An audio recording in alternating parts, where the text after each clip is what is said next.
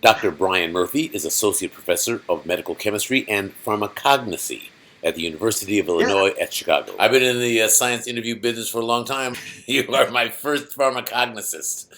great. All right. Well, so what's a pharmacognosist? If you break down the word, it's like pharma and gnosis, so it's basically knowledge of drugs. In my discipline, we study things called natural products, and basically these are small molecules that you can isolate from different things in the environment, like plants or microorganisms or sponges or most things you can get your hands on in the environment.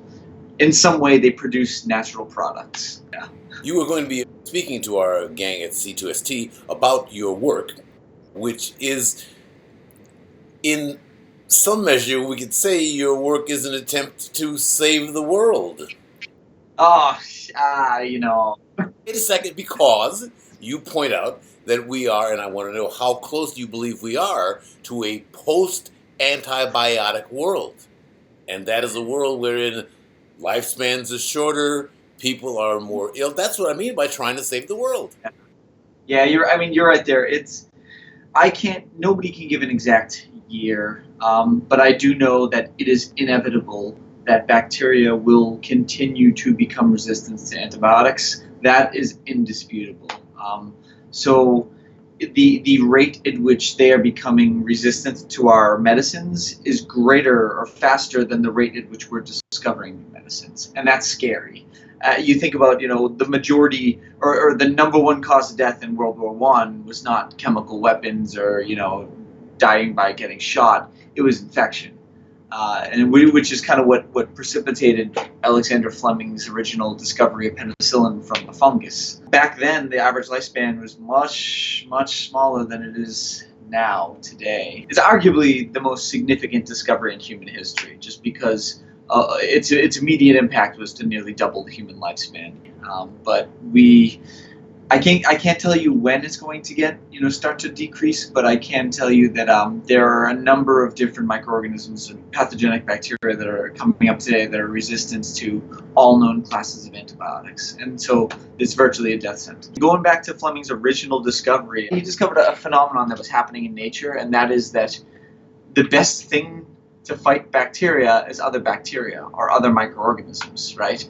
So you have a natural competition in the environment for nutrients or for food.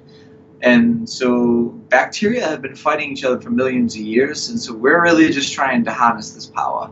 You're a chemical weapons specialist.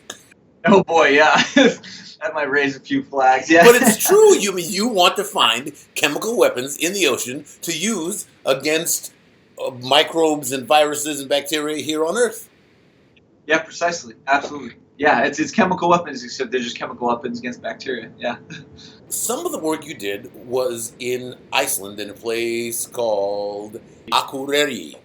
Iceland is a really unique geological place. It's a volcanic island, and it's unlike most places on this earth.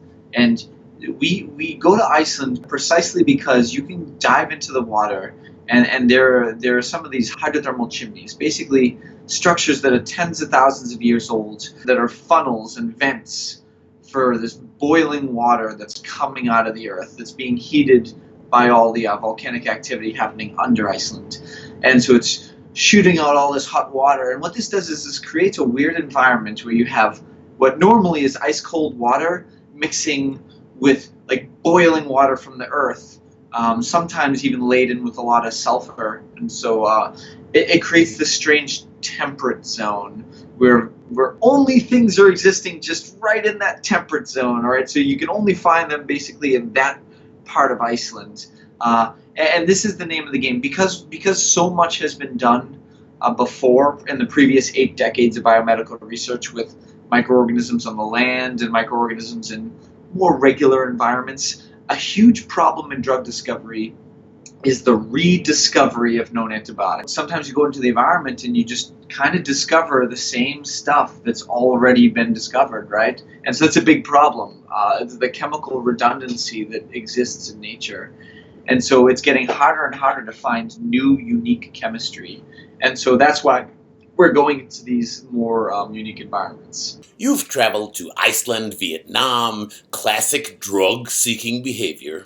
But of course, that's because all the wonderful exotic discoveries are to be found around the world. There's certainly nothing interesting to be found in Lake Michigan. Our university sits right on all the Great Lakes, and so one of the first things we did is when we went out and did boat collections in Lake Michigan, and from sediment we isolated a bacterium that produces this pretty cool series of compounds that has relatively selective activity against the bacterium that causes TB. So that was one of our first discoveries in the lab. Tell me a little about what you will be talking to C2ST about. I'm going to be talking about one of my favorite topics. First, I'm going to give a little introduction of the history of drug discovery from the ocean, from the terrestrial environment and from the ocean, why pharmaceutical companies have, for the most part, abandoned antibiotic discovery, save a few companies. And then I'm going to talk about one aspect of my research program that we're really been focusing on the past couple of years, and that is how to not only just how to discover new antibiotics, but how can we improve the process of discovering new antibiotics. And so what I'm going to do is I'm going to introduce a major roadblock toward the discovery of new antibiotics, and then I'm going to propose a solution to it. Ooh, well, I guess I'll have to run down to see that one. Dr. Brian Murphy, I must tell you, what an absolute delight. I look very much forward to your talk on Tuesday, July 11th at the Rattler in Chicago, presented by the Chicago Council on Science and Technology. So thank you so much for your time. I look forward to seeing you next month. Oh, thank you. I look forward to seeing you there too, and let's continue this conversation. I love it, my brother. Thank you very much.